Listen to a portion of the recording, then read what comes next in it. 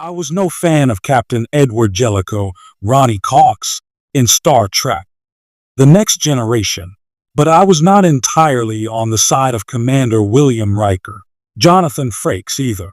Usually, the USS Enterprise D was under the command of Captain Jean-Luc Picard, Patrick Stewart, whose shoes would be difficult to fill even in the best of times. When Captain Jellicoe takes command of the Enterprise in TNG Season 6 two-parter, Chain of Command, things quickly become complicated.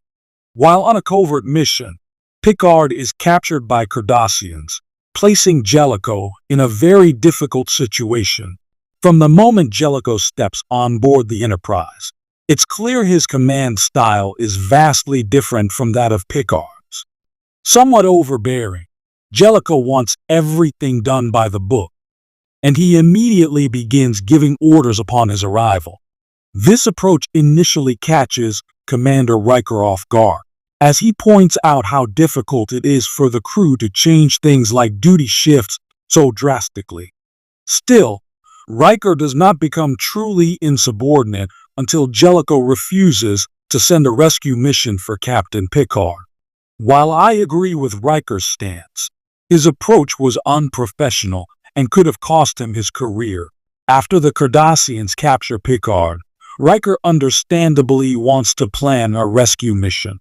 Not only does he prevent this, but Jellicoe also refuses to acknowledge that Picard was even on a Starfleet mission.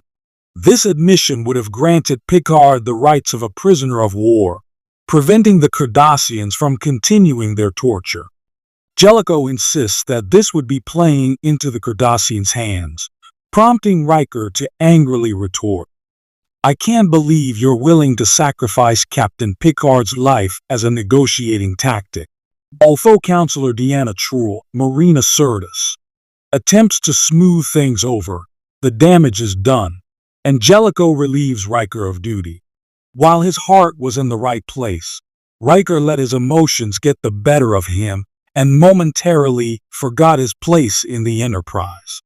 He is the first officer, after all, whose main job is to support his captain.